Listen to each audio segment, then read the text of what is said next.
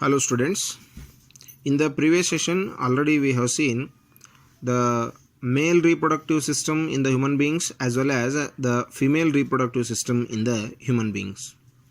So when the exchange of the sperm or the gametes takes place while the sexual contact between the male and female, so through the vaginal openings, the sperms will enter the female body. So, through the vaginal openings, the sperms will enter the female body. So, this is already we know that the fallopian tube or it is oviduct. So, here along with the oviduct, the sperms will reach the egg. So in one drop of semen, there are thousands of sperms are present. So among those, which one is more stronger, that sperm will move or it will travel very fast and it will reach the egg. So that time when the sperm reach the egg, so the fertilization is going to take place. That is the fusion of male and female gamete. So after the fusion of male and female gamete, so the fertilization will take place. So it will result the formation of the zygote. So it will result the formation of zygote. So here we can see what will happen after the fertilization. So how it is going to what are the stages which are going to take place after the fertilization or when the zygote is going to form. So here the diagrammatic presentation will show you the next process which is going to take place inside the woman's body. So when the egg is fertilized, so in the oviduct, so that is in the oviduct or in the fallopian tube, the zygote will be formed. So this is the zygote. So the zygote divides rapidly, or it is going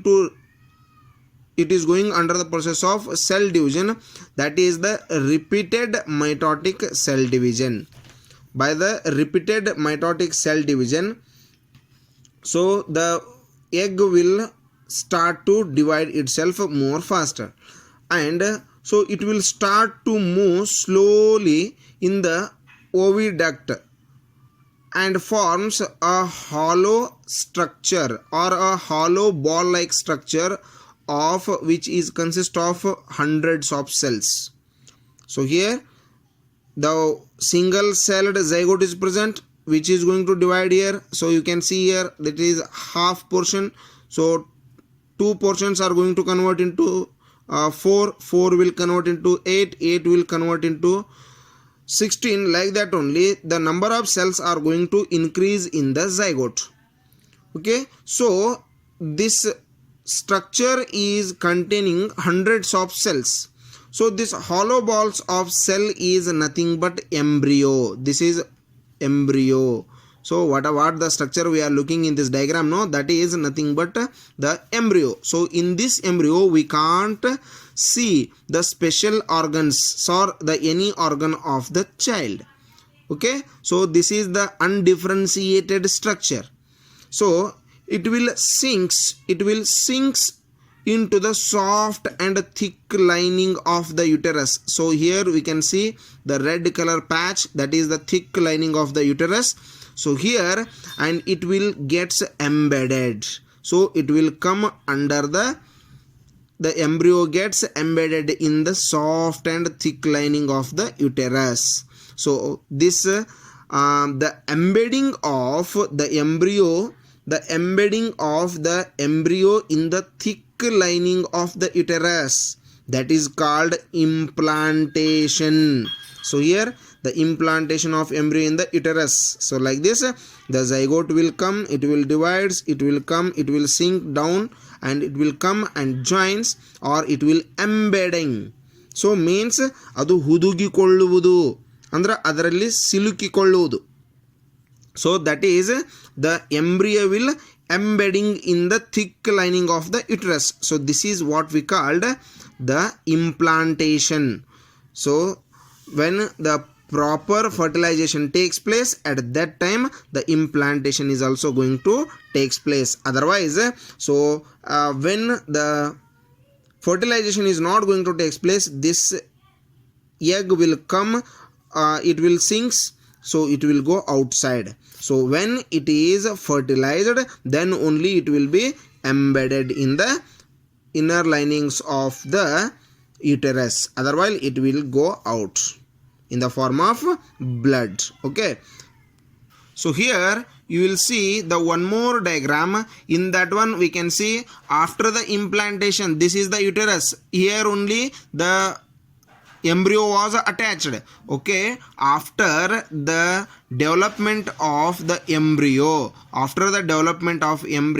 a special tissue develops between the wall of the uterus, between the uterus wall, okay, between the uterus wall and the embryo. So the embryo and the uterus wall, between these two, one special tissue will form. So that is called the placenta. Here you can see the red colored structure. So this is the placenta, so which is going to give the connection between the embryo and the uterus. So after that the fetus is connected. So this is, so the difference between the placenta, difference between the embryo and fetus is, so in the fetus we can see the parts of the baby, hands, eyes, ears, head portion, leg, all the parts we can see. We can differentiate the different parts, but in the embryo we can't differentiate the different parts of the baby. Okay, so here the fetus is connected to the placenta in mother's body. Okay, so here you can see the structure. So to the from the uterus to the embryo, one special tissue will form, that is called placenta. Okay, so here the fetus is connected to the placenta in the mother's body through a umbilical cord. So here you can see one special type of tubular structure is present, that is called umbilical cord. Through that, the whatever the materials are going to transport or which are going to exchange from the mother's body to the baby are going to exchange by this umbilical cord.